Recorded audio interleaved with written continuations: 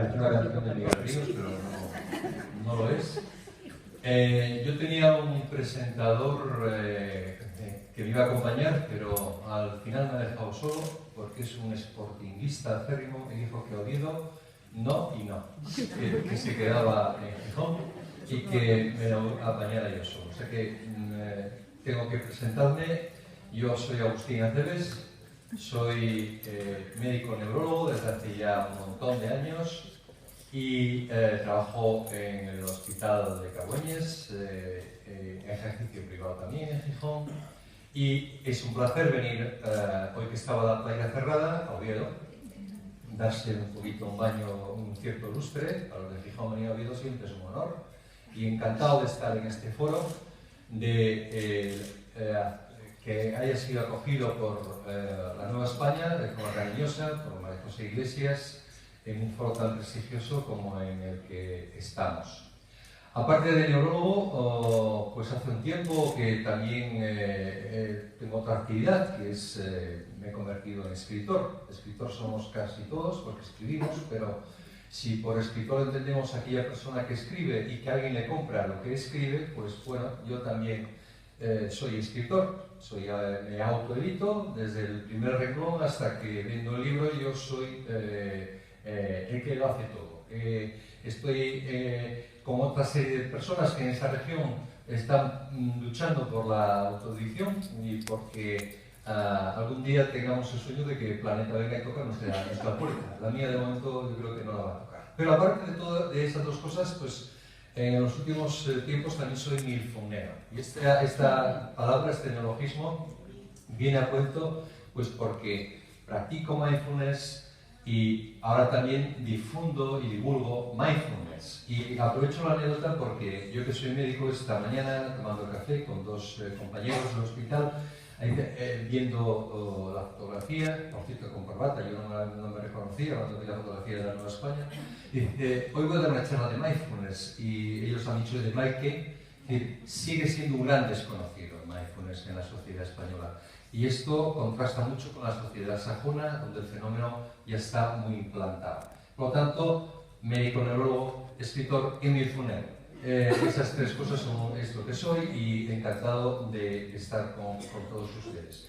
Ya ven que esto no es una charla de tipo magistral, es algo participativo, plural. Yo estoy aquí abajo y vamos a intentar pasarlo un poquito bien, y si consigo transmitir algo de conocimiento sobre este tema, encantado. Bien, pues no me digan que esta señal, este logo, no lo han visto en todas partes. No sé si la Nueva España lo tiene, seguro que sí. Es aquello que siempre reclamamos cuando vamos a un hotel y decimos, oiga, aquí hay wifi, ¿verdad? El password, porque si no, no nos vamos. Pero sin embargo, este otro no es tan habitual. Practicamos la conexión con el exterior, o estamos preocupados de la conexión con el exterior, pero quizá no tanto de la conexión con el interior, con nosotros mismos. Y eso quizá está pasando factura y es un error. Esperemos que las cosas empiecen a cambiar y veamos también este logo en sitios diferentes. El cerebro, esa masa, ese órgano gelatinoso con el que nacemos todos de serie, que está entre nuestras orejas, encima de nuestros hombros, y que es el ordenador mejor, más eficiente jamás inventado, tiene muchísimas funciones. Hace que yo esté hablando, que yo mueva, que yo razone, que hace que se generen pensamientos.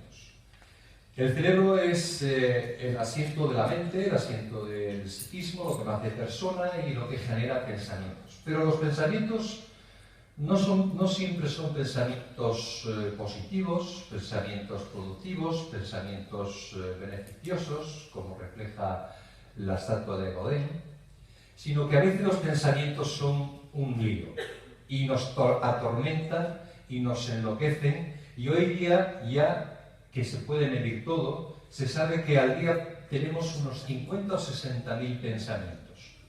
Y de esos pensamientos no todos son positivos, ni productivos, ni eficientes, ni buenos como los que refleja la estatua de Godin.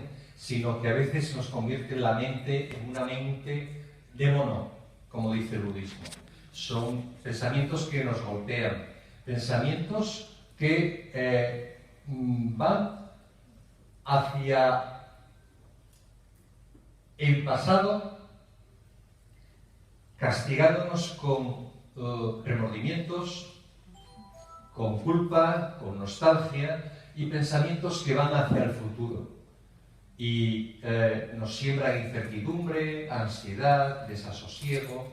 Creo que han reconocido que esto es el HGA, el antiguo Hospital General de Asturias, donde yo me formé y alguna otra persona presente en la sala también, y donde siento una profunda pena cada vez que paso por allí, porque ahora esto forma parte de la memoria histórica. Estos pensamientos van y vienen.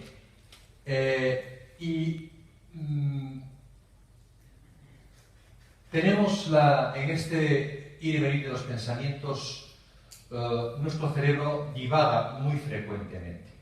Estamos siempre en esta mente de mono, que a veces entramos en una dinámica de pensamientos negativos, rumiativos, como las vacas de nuestros praos estamos dándole a ese pensamiento y causándonos sufrimiento.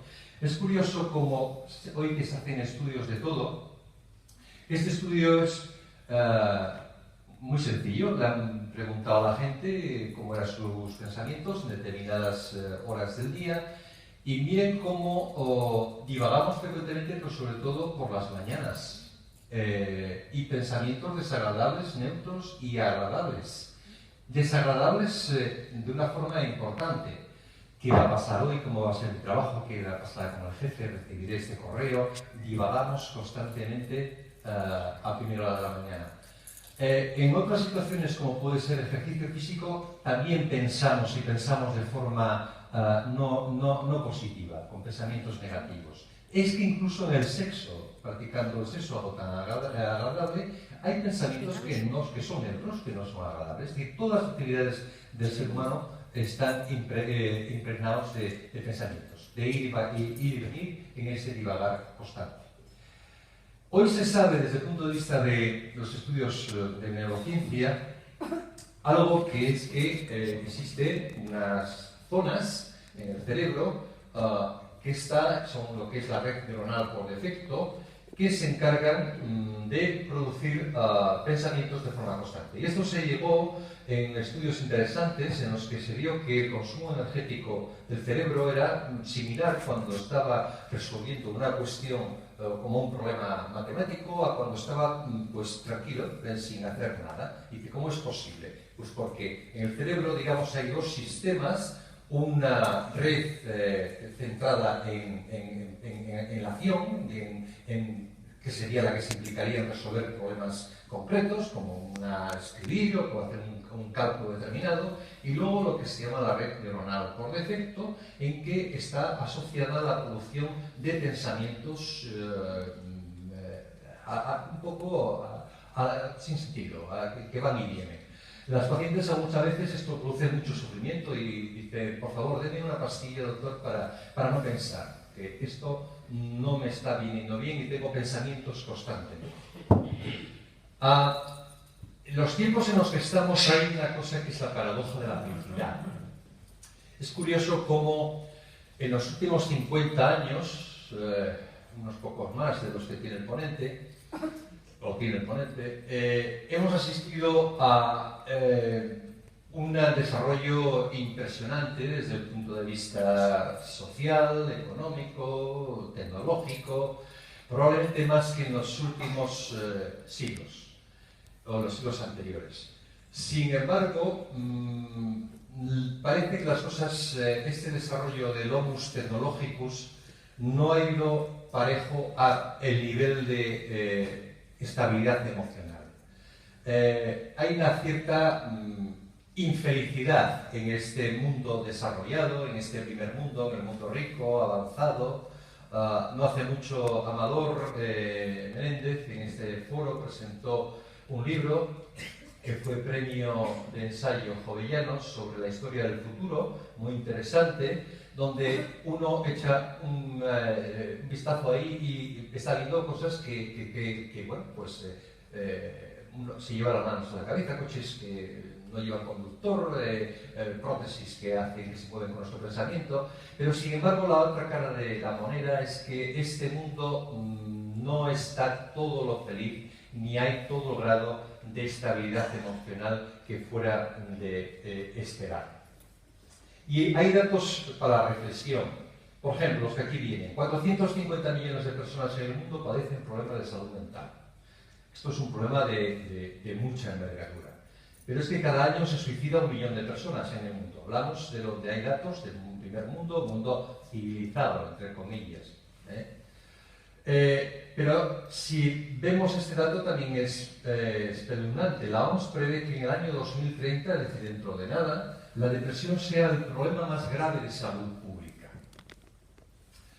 ¿Y qué estamos haciendo mal? ¿Por qué está pasando esto? Pues está pasando esto pues porque estamos, pues eso, conduciendo coches sin conductor, haciendo cosas espectaculares, pero entre otras cosas estamos haciendo cosas raras. Solamente hace que falta que abramos los ojos y vemos que vamos un poco idiotizados, abducidos por pantallas, inatentos, sin mirarnos, sin dialogar en mesas donde padres y hijos comparten mesa y está cada uno en su mundo virtual. ¿Y qué decir del trabajo multitarea? Aquel trabajo donde con una mano estamos con el correo electrónico, con otra mano estamos con el smartphone, con la otra estamos con la pesa, con la otra con el libro y no estamos en ninguna parte.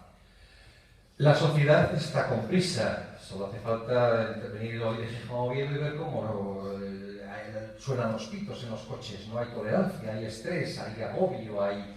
¿Cuál es la conclusión de todo esto? La conclusión lamentable de todo esto es que estamos consumiendo excesiva cantidad de fármacos, de psicofármacos, y están los psicofármacos, aquellos medicamentos que valen para controlar la ansiedad, antidepresivos, encabezando el ranking de consumo farmacológico europeo, en el caso concreto de España.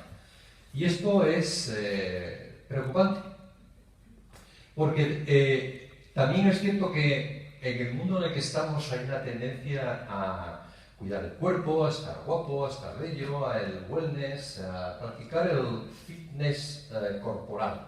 Los gimnasios están atiborrados, gran negocio.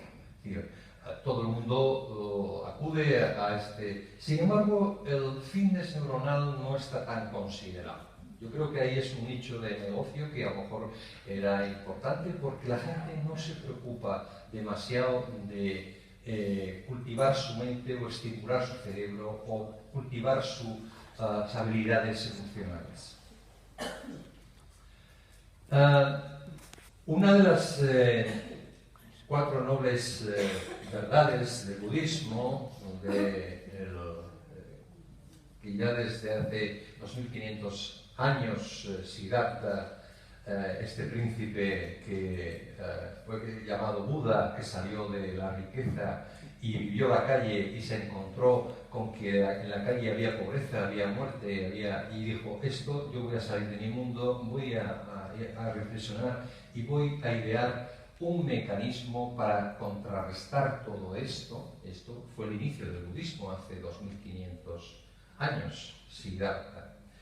Pues una de las nobles verdades que sigue siendo válida es que el dolor es inevitable, pero el sufrimiento es opcional. Es decir, es inevitable envejecer, es inevitable hoy por hoy morir, aunque hay gente que opina que la muerte ya va a ser algo que se pueda controlar, probablemente. Es un ejercicio intelectual y para vender libros muy apetecible. No sé si eso tiene una realidad contundente desde el punto de vista biológico, veremos. Pero lo que sí está claro es que parece que estamos necesitados de rearmarnos emocionalmente para enfrentarnos a las diferentes vicisitudes o circunstancias que la vida nos va poniendo. Porque es cierto que la enfermedad, el dolor es inevitable, pero el sufrimiento, la capacidad que tengamos, la armadura emocional que tengamos para enfrentarnos a ello, es opcional. tenemos que rearmarnos de alguna forma. Y hay dos alternativas: o vamos por la vida como el ciudadano, con sus problemas, con su coche, con sus niños, con sus deberes, con su oficina, o vamos como el perro, es decir, centrándonos en la realidad del momento presente, viendo los árboles y estando en una situación de atención plena, estando en una situación mindful. Esas son las dos opciones. Vamos a elegir cuál es la que puede ser más interesante. Y en este contexto surge un fenómeno que es la revolución mindfulness. Tan importante ha sido el fenómeno que fue portada de una revista como Times, que es conocida por su prestigio, y hace 3-4 años sale esta portada diciendo que el mindfulness está suponiendo una revolución. ¿Y qué es mindfulness? Mindfulness es un anglicismo, es un palabra más de estos, añadir a los muchas palabras, los anglicismos que nos inundan. Es la traducción de una palabra que es la palabra sati, de una lengua que es el palí, que está emparentada con el sánscrito en la India, y que se ha definido de formas diversas, pero la atención plena o atención centrada o atención plena es el concepto que más encaja. Entonces hay un consenso para seguir utilizando mindfulness. Hay quien piensa que puede acabar en el diccionario de la Real Academia de la Lengua, veremos, no es imposible, hay otras cosas, otros anglicismos que también han entrado, pero hay un consenso que se siga hablando de mindfulness, no de atención consciente o plena, que sería la traducción o el significado. Si uno consulta una base de datos en el año 82 sobre esto del mindfulness, no hay nada. Es decir, yo cuando era residente, cuando éramos ingresados a Forlán y hablaban de mindfulness, no sabíamos qué es esto. Si uno nos vamos años después, y eso acaba en el 2000 algo, es decir, vemos cómo se está disparando y sigue creciendo. ¿Por qué? Porque es un fenómeno que está expandiéndose en todos los ámbitos. Vamos a analizar algunos. Es un fenómeno que se está expandiendo en la empresa, se está expandiendo en la escuela, se está expandiendo en la sanidad, se está expandiendo en el ejército, se está expandiendo. Y pongamos algunos ejemplos.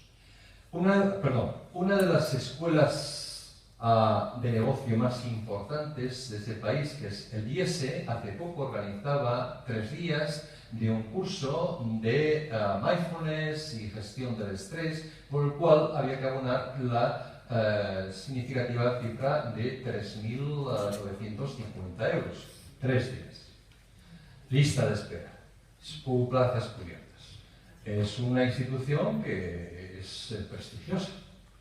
Bien, pero si somos más regionalistas, más locales, en Asturias, el Instituto de Adolfo Posada, que se encarga de la gestión de la formación de toda la función pública, incluyendo el sector sanitario, pues está ofertando hace ya un tiempo unos cursos de mindfulness. Luego también el mindfulness ha llegado a la formación continuada de los recursos públicos. Pero es que también en educación está entrando.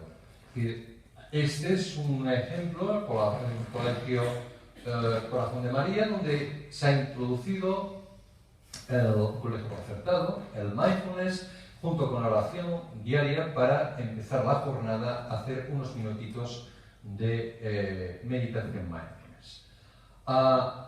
Pero en la sanidad esto también está implantándose. Está implantándose no porque un neurólogo venga a acudir a la prensa asturiana a hablar de mindfulness una tarde del 18 de julio, de tan significativo, sino porque hay entidades de tanto prestigio como el NICE, que es el instituto que se encarga de la excelencia médica o de validar los aspectos médicos asistenciales en el Reino Unido, donde considera que el mindfulness es una estrategia que tiene una implicación o una validación para tratar trastornos como la depresión tan potente o más que pueda ser la utilización de medicamentos antidepresivos. Es decir, que el mindfulness puede ser una alternativa para evitar recurrencias en pacientes con depresión con una eficacia tan buena como puedan ser medicamentos, fármacos, y esto lo dice el NICE. Pero es que las cosas siguen, es decir, siguen avanzando, y el mindfulness en el Reino Unido, el Parlamento ha hecho una propuesta para que el Reino Unido sea una nación mindfulness. Yo no me imagino si algún político en este país hace una propuesta de que el mindfulness entre en el Parlamento y que España sea un país mindful, ¿qué ocurriría? Probablemente esto empezará a funcionar el día que alguien en la televisión aparezca haciendo meditación mindfulness. Pero claro, esto ocurre en el Reino Unido, que forma parte hace tiempo este fenómeno de todo el entramado social, cosa que no ocurre aquí. Pues hay una propuesta seria de que el Reino Unido se convierta en una nación mindfulness. Exagerado, quizá, pero a lo mejor no lo es tanto. ¿Y qué es mindfulness? Hemos dicho cuál es el origen, hemos dicho cómo está implantado, hemos dicho muchas cosas, pero ¿qué es mindfulness? Es muy sencillo. Lo curioso es que dices, cuando lo ves, dices, pero como algo tan simple como esto no se le ha ocurrido a nadie antes. Dices, sí, mindfulness es simplemente parar, estar atento a lo que ocurre a ese momento presente, con curiosidad, con aceptación, no es otra cosa. Es lo que la diapositiva dice que es un entrenamiento, es un estado de la mente al que se llega con un entrenamiento mental, con una serie de prácticas, como todo en la vida hay que practicar y aprender, para encaminado a mantener una atención centrada en la realidad presente. Simplemente es esto, es decir, parar, centrarte en tu momento presente, en tu aquí y en tu ahora, no en mañana que no ha llegado, ni ayer que ya no está, sino en tu aquí y ahora, aceptar tu realidad, tu presente, ser curioso y ver lo que está ocurriendo. Por eso las características de curiosidad, apertura, aceptación y no juicios. Mira lo que te presentes, no emitas juicios, acéptalo y nada más que eso. Eso es mindfulness. Y dices, qué cosa más sencilla. Pero ¿y esto cómo puede funcionar? Pues parece que funciona. Y lo que es importante es que esto no es una religión. Aunque hablemos de budismo, el budismo tiene sus connotaciones religiosas, también es un concepto filosófico y un concepto psicológico que lo diferencia de lo que son las otras religiones tradicionales. No es una corriente filosófica, no es una secta, y es algo que está validado por método científico ortodoxo y cada vez con mayor evidencia científica de que esto no es un cuento, ni esto es una tontería. Hay otras realidades terapéuticas, no voy a decir cuáles, que están validadas, que se utilizan, que no tienen el rigor científico que pueda tener el mindfulness en este momento y que están funcionando. Y uno se toma sus gotas de homeopatía, por ejemplo, y no pasa nada. Bien, este señor que es John Kabat es un señor que es biólogo molecular por el Instituto Tecnológico de Massachusetts, institución nada sospechosa, porque es donde se está creando el mundo. Ahí y en Silicon Valley es donde se está creando el mundo. Todo lo que estamos hoy haciendo se está pensando y creando ahí.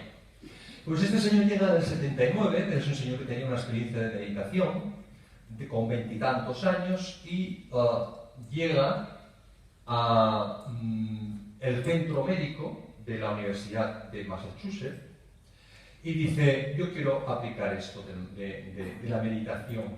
Él hacía meditación zen, fundamentalmente. Y él dijo, bueno, John, vete, no digas tonterías. Bueno, él insistió, y lo mandaron para un sótano, allá en el centro médico de la Universidad de Massachusetts, y él empezó con aquellos casos que nadie quería o que iban mal. Los pacientes oncológicos, los pacientes con dolor crónico, los pacientes que la medicina tradicional o convencional no podía aportar. Él se empeñó en empezar a trabajar con él. Y ahí surge ese concepto. Ahí surge la difusión de este fenómeno mindfulness desde Massachusetts a el resto del mundo. Porque este hombre tuvo en ese momento hoy es considerado el padre del mindfulness, la mayor autoridad mundial, referente, aunque ya hay otras personas que tienen, como luego veremos, muchísimo peso también en este mundo. Y así surge este fenómeno que, como les comento, no es algo que haya inventado nadie, es simplemente la occidentalización de algo que es conocido desde hace ya 2500 años, donde el budismo, con Siddhartha meditando debajo en el norte de la India, en la frontera con Nepal, pues buscaba la iluminación. La iluminación es aquel estado mental adecuado para enfrentarse a determinadas realidades. Entonces, ¿qué es esto? Simplemente es occidentalizar algo que el budismo tiene, que es la meditación vipassana. Cuando uno hace meditación vipassana, que es algo que es fundamental del budismo, pues no es otra cosa que hacer prácticas similares a lo que predica el mindfulness. Partimos de la premisa de que la atención o la conciencia, conciencia es un concepto más moral que consciencia, tiene tres aspectos: el aspecto de las emociones, el aspecto de los pensamientos y el aspecto de las sensaciones o sentimientos. Esto es un poco el triángulo sobre el que trabaja mindfulness. Es decir, yo soy una persona, soy un yo, soy un ser, soy una persona consciente que tengo emociones, tengo pensamientos y tengo sensaciones. Y eso tengo que trabajarlo, y ahí es el núcleo sobre el cual estas técnicas van a actuar.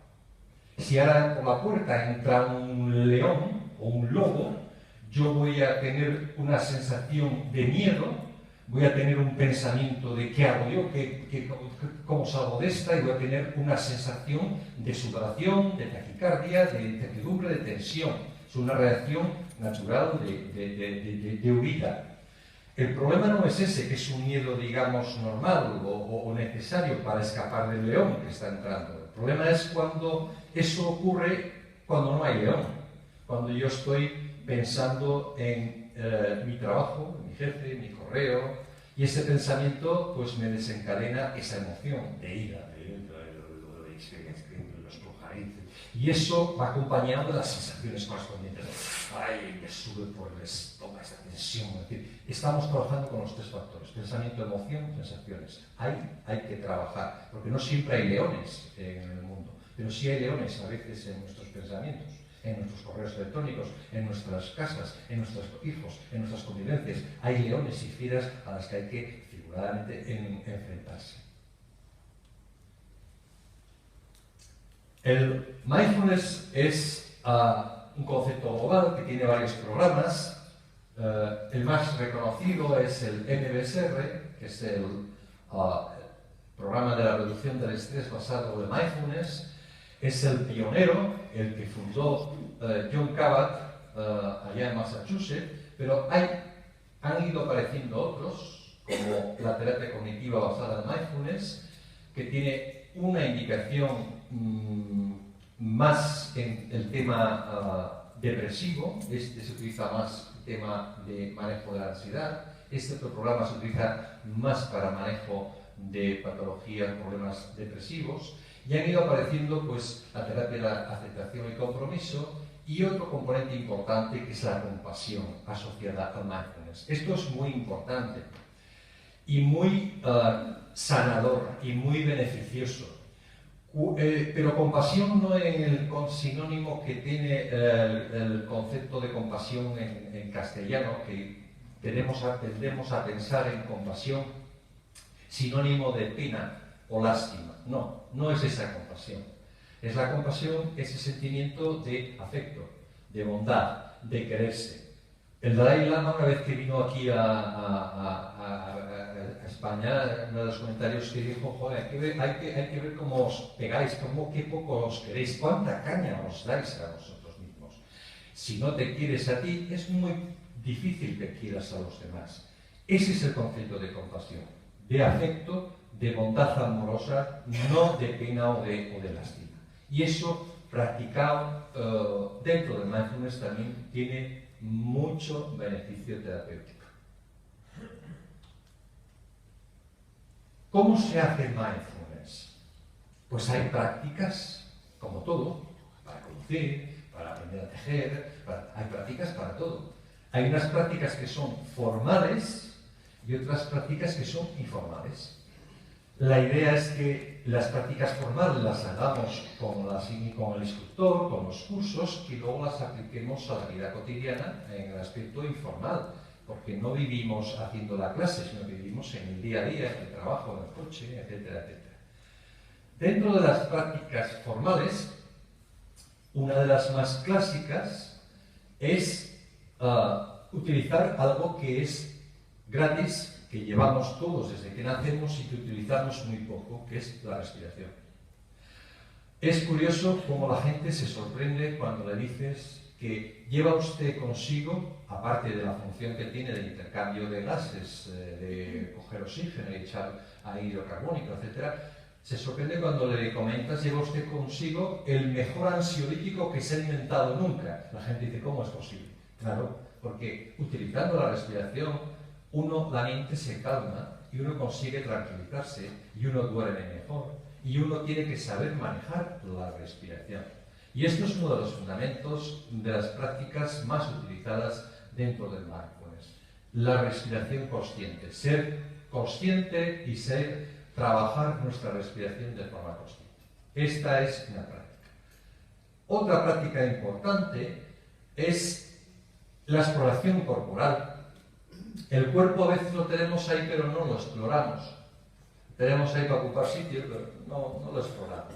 Pues una práctica clásica es el body scan, que es simplemente tumbarse, boca arriba, y llevar la atención a los diferentes segmentos del cuerpo, ir repasándolos mentalmente y ver una y otra vez cómo nuestra mente se va a escapar. Porque la mente, que saben que es el sexto sentido en la argot del budismo, la mente es el sexto sentido, hace lo que la mente es su misión, que es pensar. Igual que el ojo ve, o el oído oye o escucha, la mente piensa. Entonces, en esa llevar la atención a determinados segmentos del cuerpo, nos vamos a encontrar que la mente se va. Pero ahí está la habilidad de la técnica, que tenemos que traer esta mente 100, 1000 veces en ese entrenamiento a ese pie, a ese cuerpo, a ese brazo, para fijar la atención y trabajar la atención y no dejar que nuestro pensamiento se vaya por los cerros de duda o se vaya a temas que no nos interesan. Las prácticas informales son aquellos aspectos en los que en la vida cotidiana podemos utilizar esta filosofía o esta actitud de mindfulness. Por ejemplo, una meditación que a mí me gusta mucho, que es muy sencilla, es la meditación caminando. Simplemente todos caminamos, pero nunca nos damos cuenta de cómo estamos caminando. La meditación caminando es tan simple como descomponer ese paso en 4 fases en las que uno levanta el pie, lo lleva hacia adelante, lo baja y lo apoya. Y cuando uno hace esta secuencia en 4 fases o en 5, las que uno quiera, pero llevando su atención fija en los pies, se va dando cuenta que uno va meditando, caminando, porque la mente se irá al problema de casa o a los deberes de los chicos, pero uno tiene que ir con la mente y la atención a esa pisada. Y es muy agradable, aunque a veces cuando se practica en colectivo da una sensación de... Yo recuerdo que hice un intensivo en Castelldefels y una de las prácticas que hacíamos era meditar caminando por los jardines. Y los jardines, el sitio están colindantes con el paseo marítimo. Entonces, claro, los paseantes se quedaban mirando para nosotros porque parecíamos zombies y aquello era un espectáculo, pero unos señores y señoras caminando de esta forma es un poco peculiar, pero simplemente es algo que no es peculiar cuando uno ve a alguien haciendo yoga porque eso ya está más interiorizado dentro, pero sí esta forma de caminar. La anécdota es aquella que la gente se quedaba mirando para nosotros porque les sorprendía. Otra forma de meditación informal es la meditación de la comida. No comemos habitualmente, engullimos. Si se dan cuenta, cuando comemos deprisa, engullimos a la hamburguesa, mirando el reloj, no prestamos atención al hecho de comer. Y eso es un error.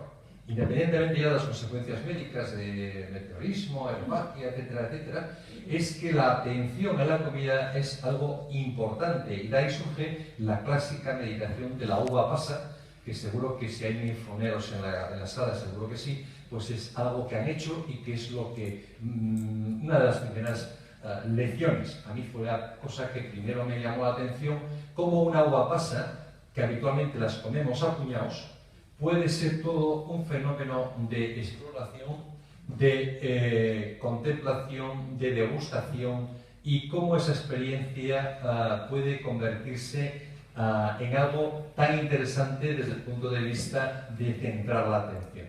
Hay gente que lo hace con chocolate, aunque sea un poquito más pringos.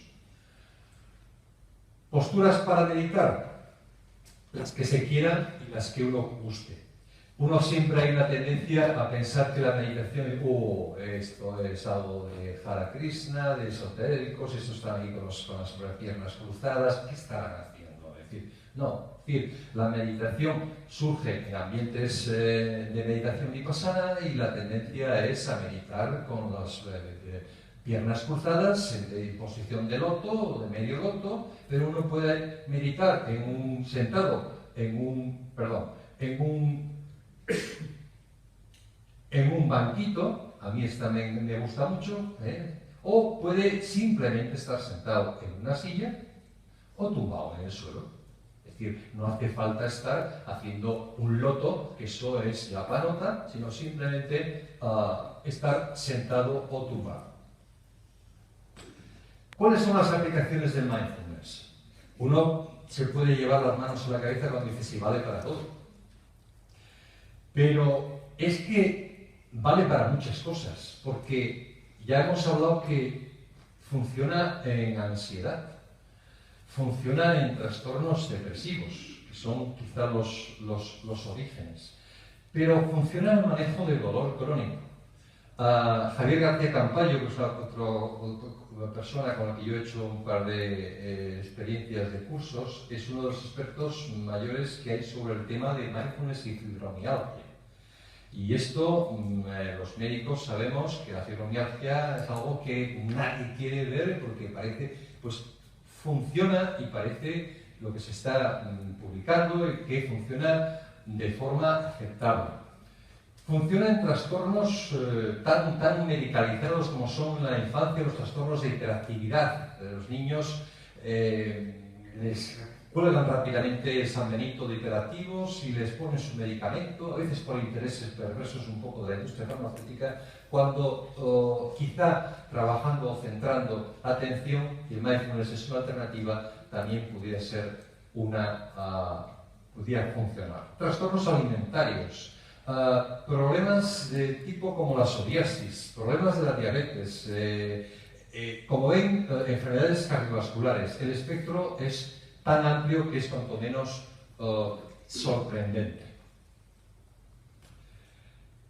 ¿Y esto por qué? Pues porque la práctica del mindfulness conlleva cambios, como luego veremos, neuronales en estructuras del cerebro que tienen importancia desde el punto de vista de regular el estrés, como puede ser la amígdala, una pequeña estructura en forma de almendra que hay en la profundidad del cerebro, pero también se ha visto que aumenta la actividad de una zona en la parte anterior del cerebro, en la corteza prefrontal, que incrementa, y esto no son cosas sino que hay evidencia, y esto lo veremos, incrementa el tamaño y el grosor de la materia gris, incrementa el flujo sanguíneo, es decir, hay una serie de cambios cerebrales que todo ello va a comportar cambios psicológicos y de comportamiento. Por lo tanto, pues veremos que hay efectos sobre la ansiedad que la disminuye, la depresión, la reactividad emocional, y también aspectos positivos en cuanto que aumenta la empatía, aumenta el bienestar, la atención, etc. Luego uno dice, ¿y por qué yo no he hecho mindfulness? Pero este señor, ¿qué nos está contando? Si esto es una maravilla. Si esto tenía que ser de prescripción obligatoria, pues es todavía en el ámbito médico un gran desconocido, porque contaba la anécdota de esta mañana, pero sigue siendo gran desconocido en un ámbito como la atención primaria de salud, donde mindfulness no se conoce. Y hay un dicho que dice que el camino se hace andando y la meditación se hace meditando. Entonces, yo creo que, si les parece, vamos a hacer un poquito de meditación. Porque hay algo que se dice siempre en estos ambientes, que dice, esto no tiene que ser algo que nos cuenten, esto tiene que ser algo que sintamos, esto no tiene que ser algo cognitivo, intelectivo, el rollo, no, esto tiene que ser algo que tiene que sentirse. Entonces vamos a hacer camino al andar y vamos a hacer una pequeña degustación de una meditación mindfulness. Entonces vamos a meditar un poquito, una meditación corta, sencilla, y vamos a ver de qué va este tema, ¿vale?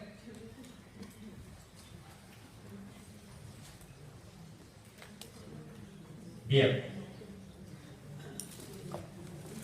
pues si les parece, vamos a adoptar una postura cómoda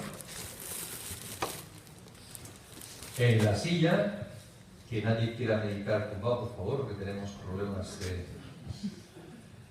Es importante que los pies estén apoyados, la espalda recta, pero no apoyada en el respaldo, manos sobre los muslos, podemos cerrar los ojos, o si no, mirar al frente, hombros relajados, y vayamos a centrarnos en la respiración.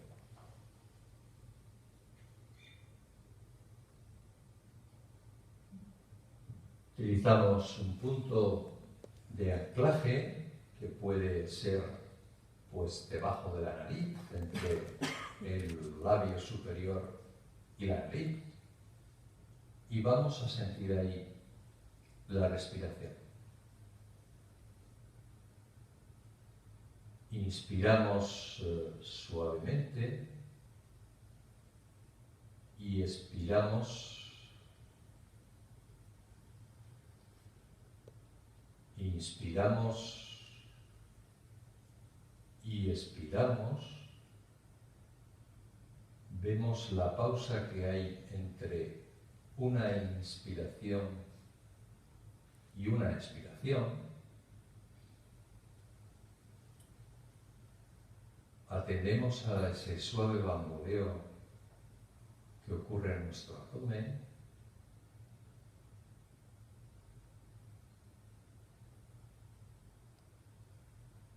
Seguimos respirando y no será extraño que cualquier pensamiento acuda a nuestra mente. Una emoción, pensamiento, es lo normal. Y hemos dicho que la mente es lo que sabe hacer. ¿Qué hacemos? Tomamos nota de ese pensamiento, esa emoción, le ponemos un nombre, de que sea, no lo rechazamos, pero volvemos a la respiración.